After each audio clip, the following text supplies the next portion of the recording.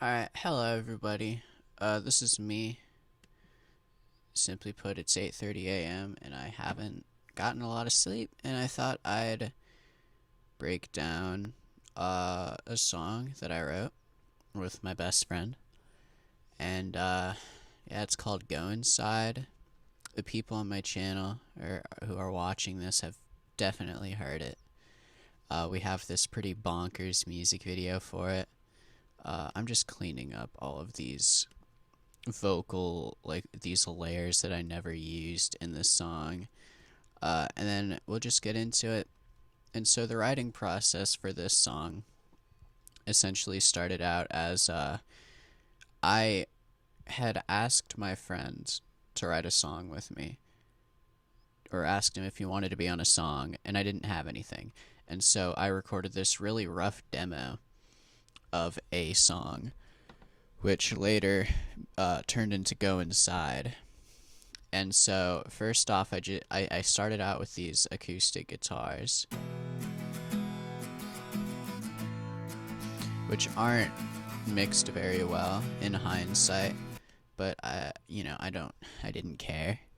And then we have my lead vocal, which is also not mixed very well. And as you can hear some crickets in the background because I recorded this in a basement that wasn't insulated in the dead of night. And so throughout this recording, there are just tons of little crickets in the background, but you can't really hear it over this wall of fucking noise. And then here we have Mason's verse, which is very poorly recorded. If I were to just stretch out the entire audio.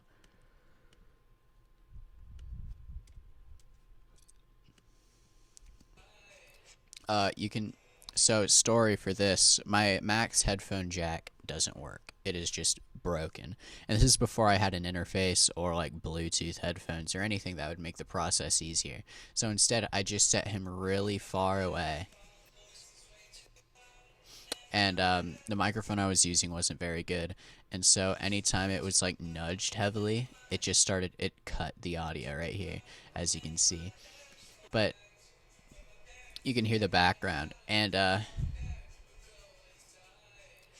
feel defective. essentially it's not too bad, mainly because we were I was able to mix it to sound better than it did.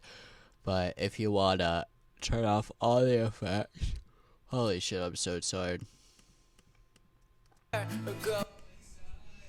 I feel defective. Oh. I'm just going through the motions. Let's see, I don't remember which effects I even had turned on. What the fuck? I have way too much emotion. Have another drink. I don't need to turn that on. Geez, I have so many compressors on this, man. Drink a potion to forget about last night. I don't remember what I... There we go. And so for the bass, I just recorded with my friend's bass through my interface. Wait. Yeah, I did have an interface. I simply did not have the ability to record plug headphones in. I'm such a dumbass. But the clean bass sounds like this.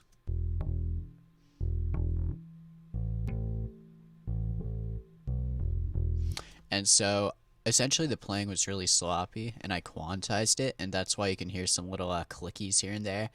God, it wasn't a good recording.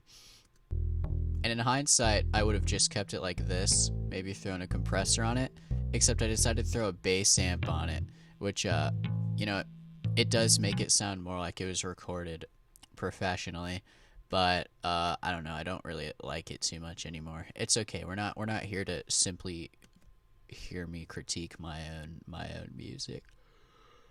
I'm so sorry. But and then we get to the drums, which I tend to use the same type of drum pattern as my friends in my Discord server mentioned, but it's it's not this one per se, except this one is very similar. Um, I like to program drums. It's really fun, and in hindsight, this wasn't the best way because it's very static, and all of it has the same velocity, really. But it starts out with, it's just some really simple drumming, and I threw some distortion on it. This is what it sounds like clean, and it really does sound kind of MIDI, and so I added the distortion to it to, like, I don't know, make it maybe give the effect that it's just, overdriven recorded drums. I don't know. I just thought it sounded better, and inside the bass paired with the drums. I've always liked just bass and drums. Drum driven songs. I have this song on Shaving Cream called Don't Go Falling. Cringe song, horrible song. But that one was a very bass and drum driven track, which I really enjoyed. And then right here we have our first little taste of distorted guitar, which I recorded with an Orange Boss DS1, I think it's what it's called. I don't know. I don't remember. Essentially, my friend Bishop had it and just left it in his basement. I was living with him for a while, and I just started using it for this album specifically. And then it just, or for this song specifically, and then it just sort of like evolved into a whole record, which I'm still really proud of the production on this record specifically. And we have this right here is supposed to, like, go along with the drums, where it goes just leading into the chorus, the hook of the song, which I wanted to be really big and bombastic, and I thought it ended up being so. So let's mute the vocals, and you can hear the drums come in with the distorted guitar.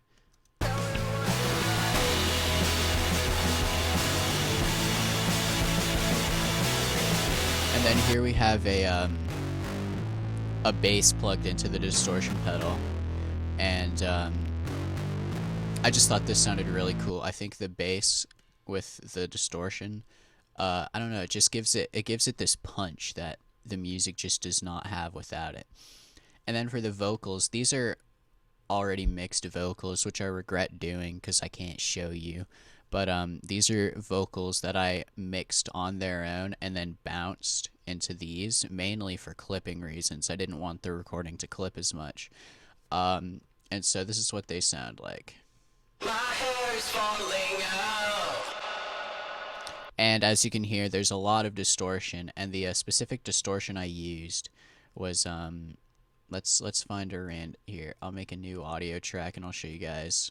So essentially, it is, you go to the pedal board, and I used the grit, and I would turn the volume down really low and turn the distortion up really high, and then just make up for lost volume with compression, which it's not the most practical way to distort vocals, but that's just how I did it because I thought it sounded cool. And I don't know, what is this? I guess that's just in there, just random fucking ambiance. I don't know.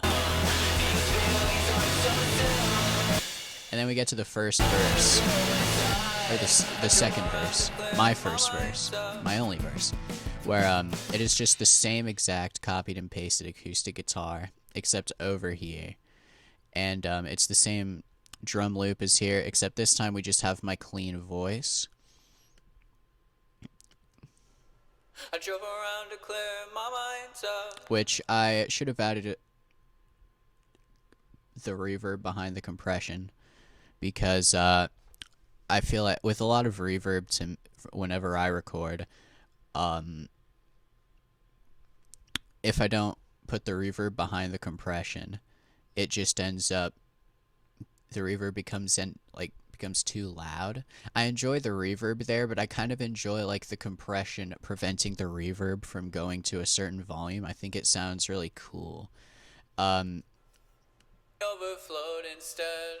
and the dry vocals without the reverb is just, I never think I'll have well, the patience without reverb, quote unquote. This compressed vocal I always use has built-in reverb, which I'm not a fan of. Around to clear my mind up. But those are the clean vocals. It only overflowed. Hold on. Instead. Let's see if I had a. Nope, I didn't.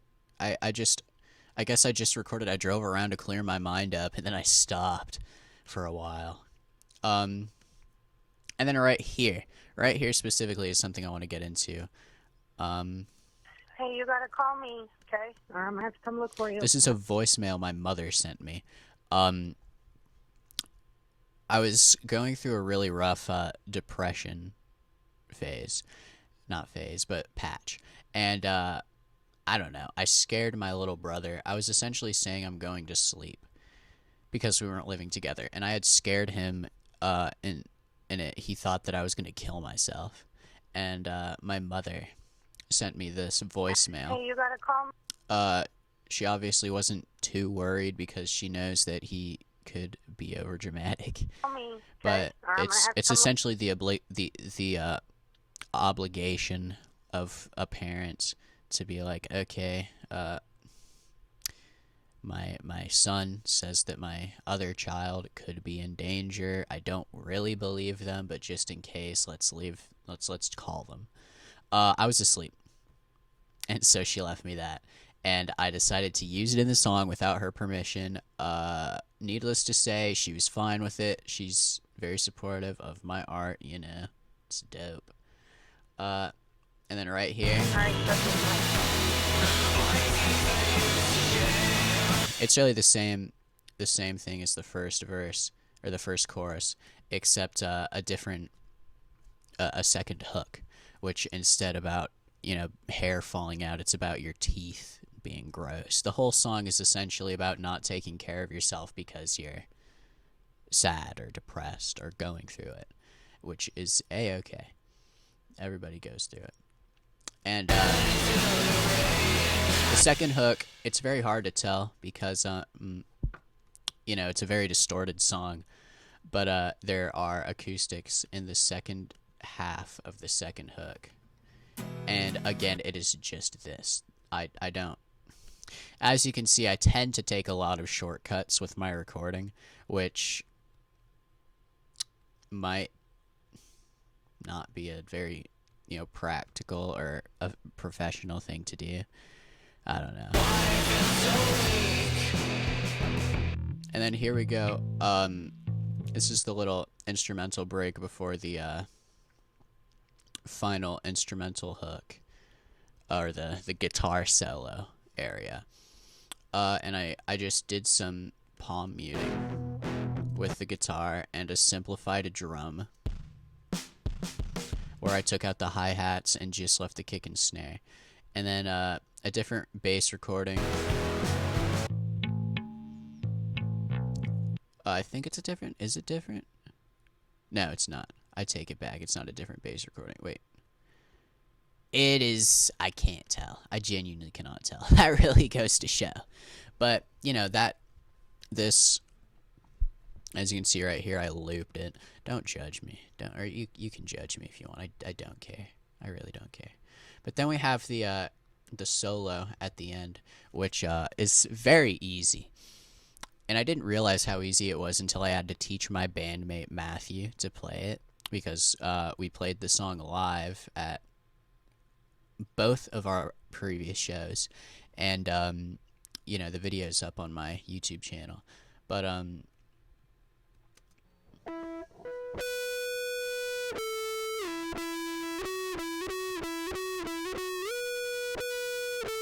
the guitar's kind of out of tune, Jesus, but you know, all together,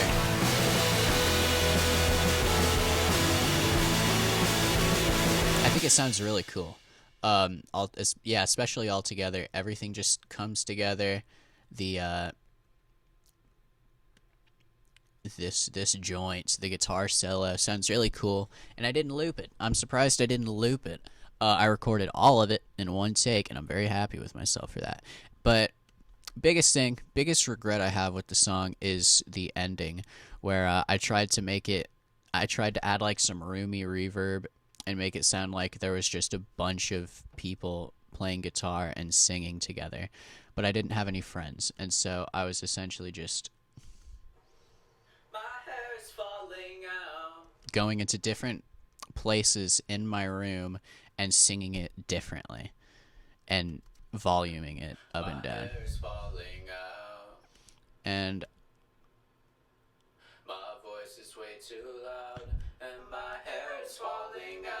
this one's goofy.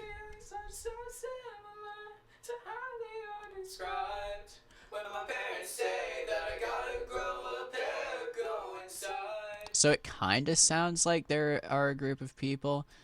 Not really. And then we have these two, which are the mains. And you know, just some room EQ'd acoustic guitar. And then the song just it just ends. And again, these are the same recordings as over here. I didn't change anything up except these little the duh at the end is actually a part of right here. But I simply did not have them in because I thought it sounded weird. But that's essentially the entirety of the song. Oh fuck. In its entirety. And I think it's still a pretty good song. I'm still really happy with it. All things considered, I tend to grow tired of my music over time. But 718 as a whole, I'm still really proud of, and I do genuinely think it is really good. And I'm glad other people think it's really good. Very happy with it. Very happy with it. But that is this video. It's probably gone on way too long. I'm not gonna edit it at all. It's just gonna be a one-shot thing. If you guys want to see more videos like this, let me know. I have all of my song files, so if you want to see me break down a specific song, please let me know. It would be fun. I'd enjoy it a lot. But yeah, that's it.